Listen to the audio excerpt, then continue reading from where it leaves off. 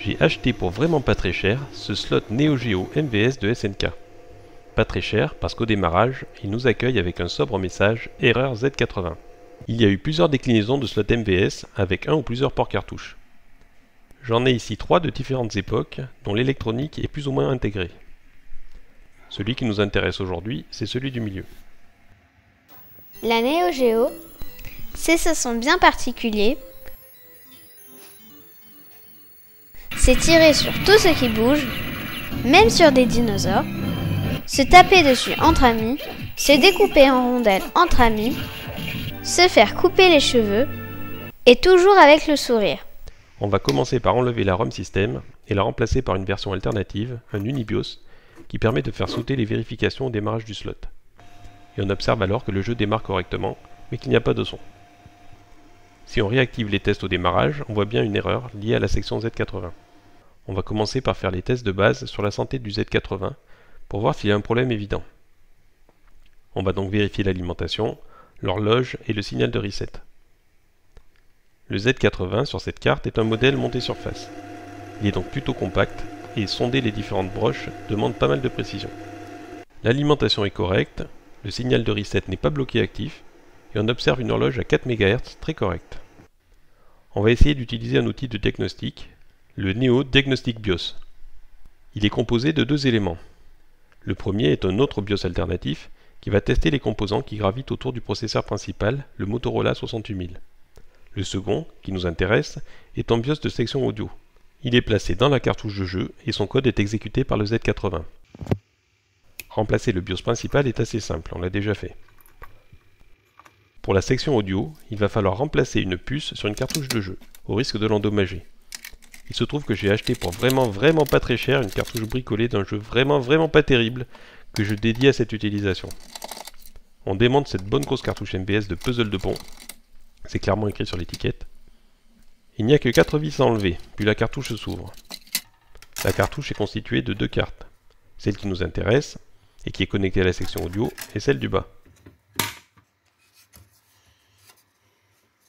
C'est la ROM M1 qu'il va falloir reprogrammer. Avant cela, il faut la dessouder de la carte. On commence par mettre de l'étain frais sur les broches pour nettoyer les soudures existantes et ajouter de la matière à aspirer. Ensuite, on dégaine le pistolet à dessouder. Il s'agit d'un fer à pointe creuse connecté à un aspirateur. C'est une manière douce et efficace, et bruyante aussi, pour aspirer la soudure sans abîmer les cartes. Il ne reste qu'à faire une copie de sauvegarde de l'EPROM avant d'en changer le contenu. Je fais un test de placement de composants en montant l'EPROM sur un support. Cela rendra plus facile le changement d'EPROM pour remettre la cartouche en état. Malheureusement, l'EPROM est alors plus haute que les autres composants de la carte, et cette surépaisseur empêche de refermer la cartouche correctement. Il va falloir trouver un plan B. Allons faire un tour dans les documentations techniques de ce modèle d'EPROM à la recherche d'une bonne nouvelle. Il s'agit d'une M27C1001. C'est une mémoire 8 bits de 128 kilo-octets.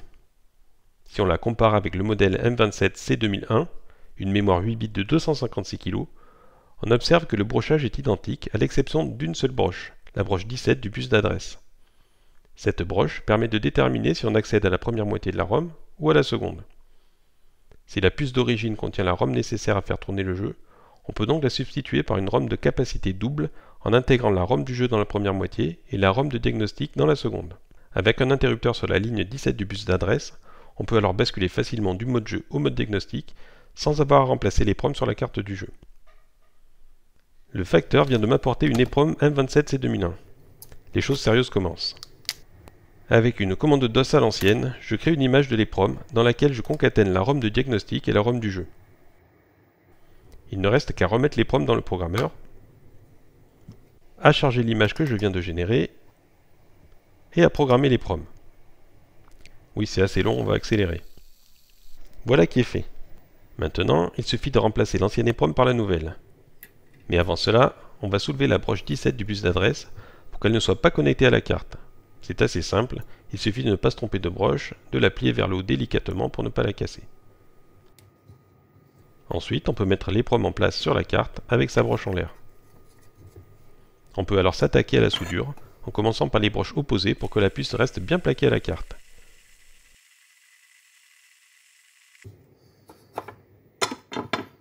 On va ensuite raccorder la broche relevée à l'alimentation plus 5 volts via une résistance de 10 kΩ et à la masse via un interrupteur.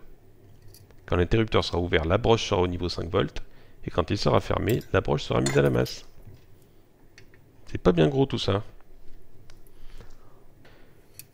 Il est enfin temps de lancer le test. L'interrupteur pointe sur l'arôme de test, on peut y aller. Et voilà le verdict. Le Z80 ne répond pas et on ne pourra donc pas avoir plus de détails. Il y a plusieurs causes possibles à cela. L'une d'entre elles étant que j'ai mal fait mon travail et je vais essayer de m'assurer que ce n'est pas le cas. Je vais donc tester la cartouche sur un slot MVS qui fonctionne. Je commence par la mettre en mode jeu. Le jeu tourne toujours et j'ai bien le son. D'une main agile, j'enlève la carte supérieure et je bascule l'interrupteur en mode diagnostic.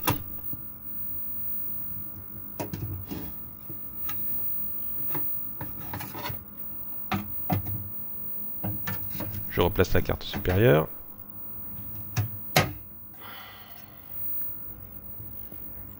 Je démarre le slot et j'entends des bips émis par le code de la ROM de diagnostic.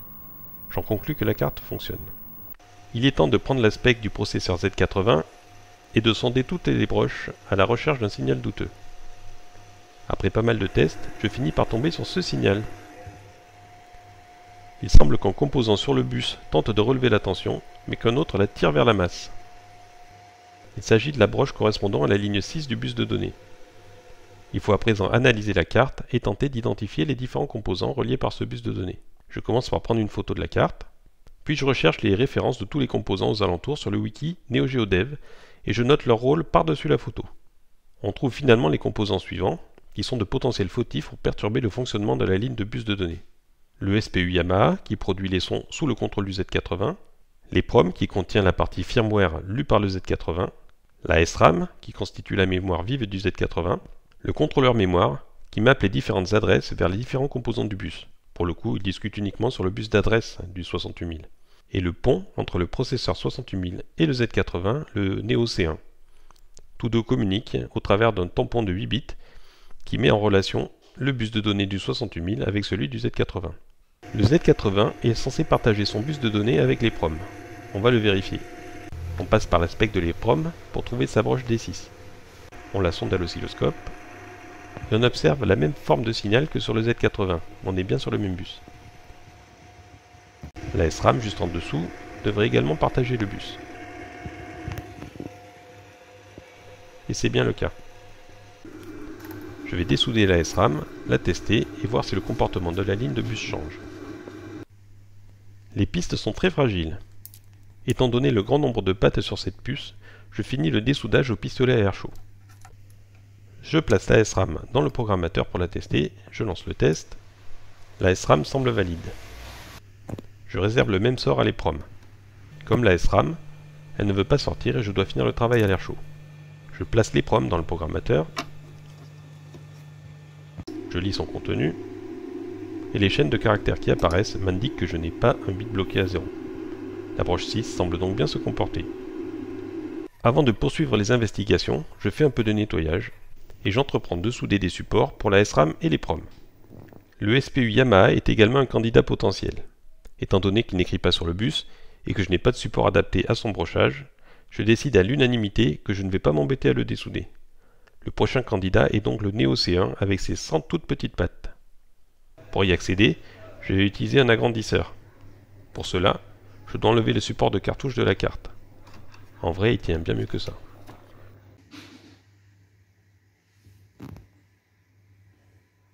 Je vais tenter de soulever la patte 82 de la puce sans rien casser.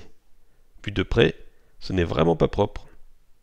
J'utilise une aiguille pour soulever la broche et un fer pour chauffer la soudure. C'est loin d'être facile et je finis par décoller la piste. Mais j'arrive tout de même à séparer la piste de la broche. Avec le recul, j'aurais mieux fait de carrément couper la piste plus loin sur la carte, quitte à devoir la réparer ensuite. Une fois le massacre effectué, mon Neo C1 est isolé de la ligne 6 du bus de données. Je peux sonder à nouveau cette ligne et voir si la situation s'est améliorée. Ce n'est pas le cas. Le signal est toujours tiré vers le bas, la puce Neo C1 n'est pas la coupable. Je ressors donc mon fer à souder et je ressoude la patte sur la piste. Et je nettoie tout ça en prenant garde de ne rien arracher. Le Z80 est de plus en plus suspect, et je viens de recevoir quelques Z80 pour tenter un remplacement. Je prépare le terrain avant de dessouder le processeur de la carte à l'air chaud. Je retire les PROM qui va me gêner. Les condensateurs et transistors qui dépassent de la carte sont parfois sécurisés avec de la colle, ici de la colle chaude. Si je chauffe à côté de ces composants, la colle va devenir liquide et se répandre sur la carte. La colle chaude se décolle facilement avec de l'alcool isopropylique.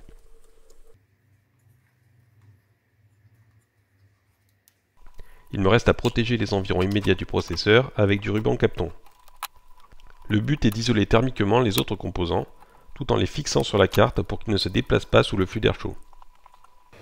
J'approche le pistolet progressivement de la carte pour réduire le risque de délamination, puis j'insiste sur les deux rangées de pattes tout en faisant très légèrement le levier sous la puce avec des pinces.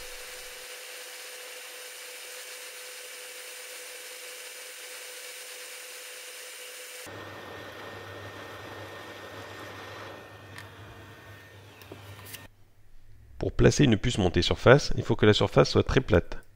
Je vais donc nettoyer les restes d'étain sur les pattes de la carte avec du flux, de la tresse à dessouder, un fer à 350 degrés et un mouvement permanent, pour ne pas décoller les pattes de la carte.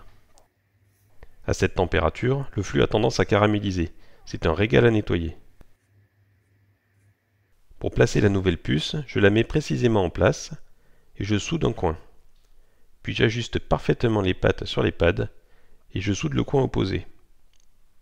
La puce étant immobilisée, je mets du flux sur une rangée, puis à l'aide d'un fer à souder à pointe large, je prends un peu d'étain et je l'étale sur les pattes dans un mouvement régulier.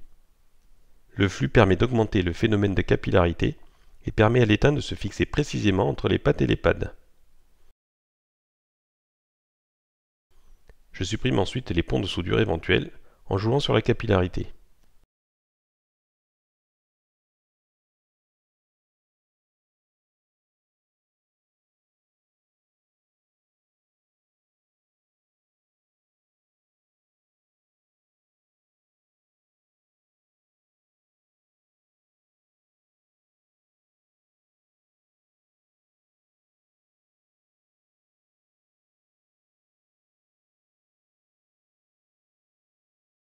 Il ne reste qu'à nettoyer.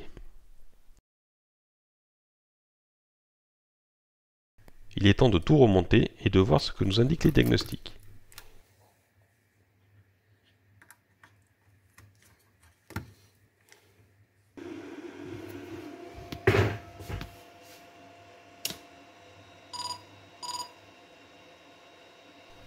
On dirait que tous les tests sont passés et on entend les bips demandés par les PROM de la carte de test. Je regarde la vidéo au ralenti pour m'en assurer parce que j'ai pas vu passer le message relatif au Z80.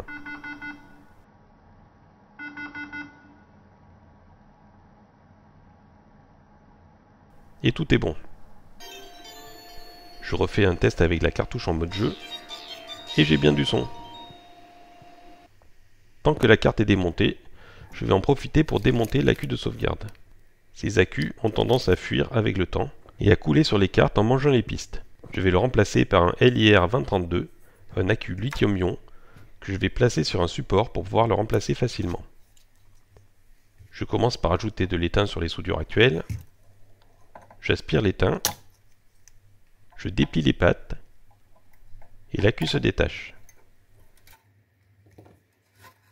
Il ne reste qu'à souder le support et à placer le nouvel accu. Un morceau s'est cassé pendant le démontage et j'ai pu le récupérer. Je le colle à la colle durcissable aux UV en ajoutant une rondelle en renfort.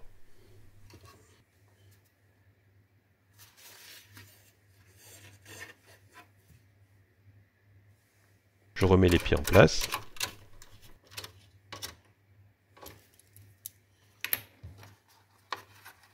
Et voilà un slot MVS prêt à servir. Le slot intègre ma borne à la place de son équivalent moins intéressant, un MV1B. J'insère la cartouche 138 en un bricolé, et c'est parti!